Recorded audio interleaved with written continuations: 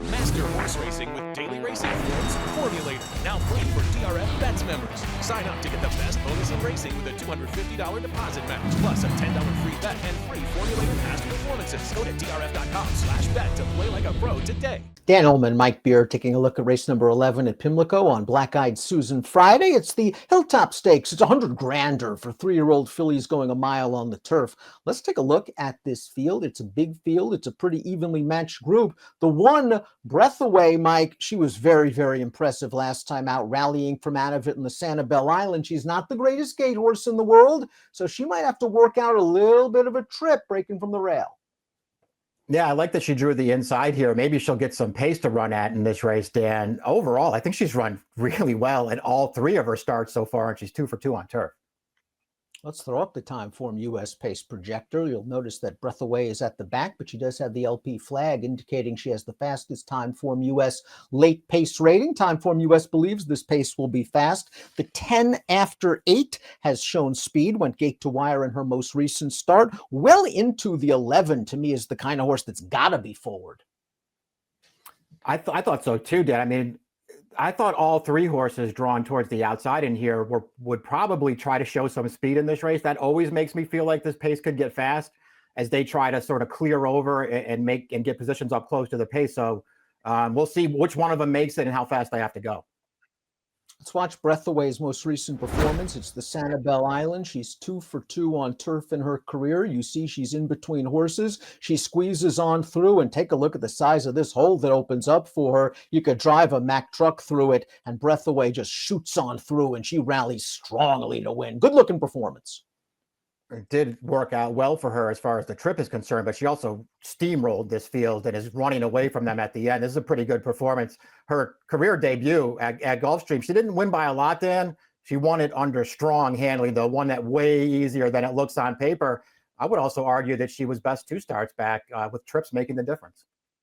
The number 2 is Aunt Shirley. Now, she was on the lead in the race we just saw, the Sanibel Island, and they were going a pretty solid pace, going 7.5 furlongs. She tired to finish 5th, but it was her first race off of a September layoff. I think she'll have a lot more fitness this time. She gets Lasix for the first time, and I don't think she really wants to be on the lead. I think she's going to be more patiently handled and work out a good pace-tracking, ground-saving trip. I think those things are probably all true. And maybe the only thing that I didn't love about that replay that we just watched with Breath Away winning, Dan, is that it was just such a packed finish behind Breath Away. She went clear. Everybody else was sort of in the photo for the leftovers. That includes Aunt Shirley, who did make a pretty solid pace in that race. And she tried really hard. She just couldn't really hold on to second right at the very end. I think a better trip is coming for her in here. She has the turf pedigree to be really, really effective on this surface. We still are not seeing these Justifies be that good in longer distance races, Dan, but maybe that'll change. Spray is the number 3, one of 2 in here for Chad Brown. Both of them have a ton of promise. This horse is 2 for 2 in her career, including her victory in her turf debut. First start against winners, first level allowance. She showed some good tactical speed in this race, worked out a really nice trip, got to the outside, blows him by in the lane. Again, it's a beautiful pedigree. The dam was a Group 2 stakes winner overseas. I believe it was classic placed. Talked to Chad Monday. Chad thinks this filly's really going to appreciate even more distance down the road.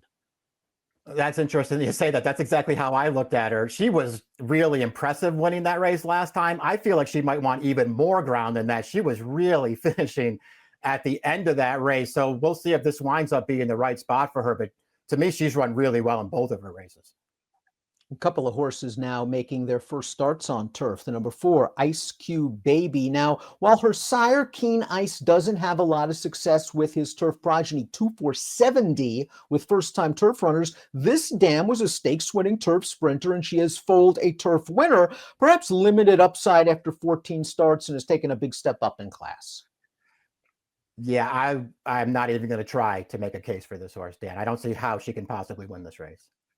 Lil Spinner is by the 9% first-time turf stallion. Hard spun. The dam was unraced on the surface. She's foaled 1 horse to try the surface. It didn't work out. She has shown middle distance speed on dirt, but against weaker competition.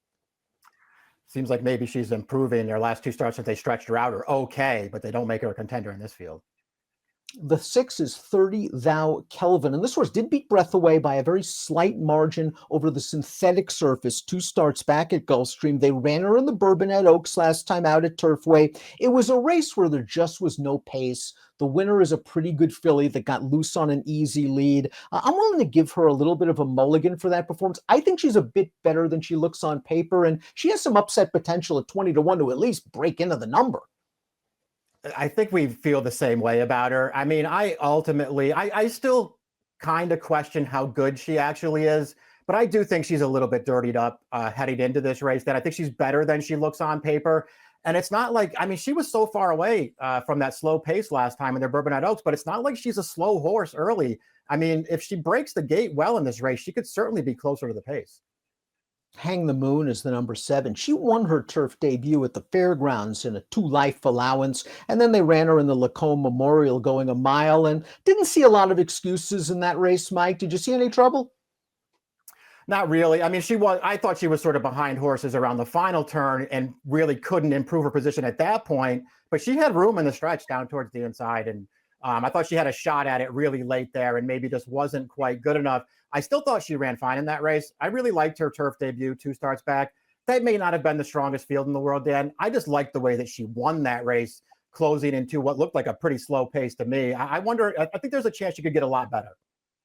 Keep an eye on the number 8, Up and Down, a half-sister to the multiple graded stakes winner Fluffy Socks. She made her debut at Saratoga last year. Chad told me Monday afternoon this filly came out of that race very, very sick and needed a lot of time. Came back off the layoff at Keeneland in a maiden special weight. Boy, you like to see him win like this.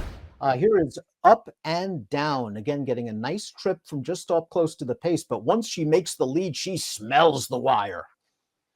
She got a great trip in this race, but she also really ran through the stretch and is a convincing winner of this race, Dan, off the layoff. Her debut at Saratoga last summer wasn't even that bad. She did not look like a sprinter to me, and certainly took the step forward here when Chad stretched her out off the bench. Miss New York is the number 9. This is another horse coming out of that slow-paced Bourbonnette Oaks, another horse trying to rally from well out of it, and I think she actually did pretty well to finish 4th in that race. That being said, I'm not sure she's as good on turf as she is on synth. Yeah, I'm not either. And even if she is, and you know, similarly compromised as 30 Thou Calvin last time, she didn't run as well as that horse did in that race. But we'll see. I mean, she's going to be a big price in this race, and it feels like she could easily get overlooked. Maybe she's better than she appears on paper. The number 10 is After 8, a very expensive daughter of Into Mischief. Made her debut on dirt going short last year at Delaware, was the big favorite. I talked to Arnaud de la Cour Monday. He said this filly just needed a lot of time to grow up after that race, and de la Cour gave it to her, and she responded at Keeneland in a maiden special weight. First time 2 turns, first time turf, first off the layoff. After 8 went to the front. I thought this was a pretty legitimate pace, Mike, and it's a good-looking effort. Yeah, no, I agree with you. She certainly didn't walk on the lead in this race, but she also just didn't take any pressure at all, Dan. They just let her have it, and nobody came after her until they got around that final turn. And at that point, After 8 just had plenty left. She runs away from this field. I do think the runner-up in this race is actually a pretty good horse, and she just couldn't get anywhere near After 8. We'll see if this trip works out as well for her, Dan. She certainly has potential. If she can get to the lead or get up close without facing a lot of pressure, she's very interesting at the 12-1 morning line. But a lot of her success might depend on her next door neighbor in the gate. That's the number 11, Well Into, who has that early speed. She knocked off 2 in a row, going 2 turns on the turf at Gulfstream. They tested her for class last time out in the Appalachian, and she kind of battled it out on the lead with the eventual 3rd place finisher. It was a pretty good horse. That horse came back to wire him in a grade 2 with an 86 buyer. That was the Edgewood at Churchill Downs, and then Well Into tired. I wonder if she's just one of those fillies didn't care for the give in the ground at Keeneland. That's, you know, certainly fair enough to look at her that way. The only issue that I have with wanting to give her, you know, any kind of real credit for the Appalachian last time, and she ran fine, Dan, is those 2 wins in the prior 2 starts. I mean, absolutely loose on really slow paces. I mean, she looked good winning, but just had all the best of it. It makes me wonder how good she actually is. I wonder if they're just going to send her in here, but I do think 5-1 seems a little bit light because those 2 gate to wire wins. That's a little bit dressed up based on trips. Majestic Creed is the number 12. In other words, trying turf for the first time. Little turf pedigree here. This one's by Jimmy Creed. The dam was a stakes winning turf miler, but switching surfaces, far outside post, jumping up in class. Not going to knock anyone that likes her at a big price. I'll take a wait and see approach. I will too. I don't mind her turf pedigree at all. And maybe she'll just improve on this surface tag because she's certainly bred to do that. I just don't really want to bet her of what she's done so far. Really fun stakes race on Black Eyed Susan Friday. Let's take a look at our top picks for the Hilltop. Mike, you're going to go with Hang the Moon. You were really taken with the race at the Fairgrounds. 2 starts back, that seasonal debut. She goes out for a very good trainer, Michael Stidham. Has a lot of upside. Yeah, that's how I'm going to look at her, Dan. I just feel like she's going to be a good price in this race. So I just want to give her one chance to see where she fits with some of the stakes horses as far as 3-year-old fillies goes. I also like the 2 Chad horses, but I couldn't really decide which one I wanted. So I didn't put either of them on top.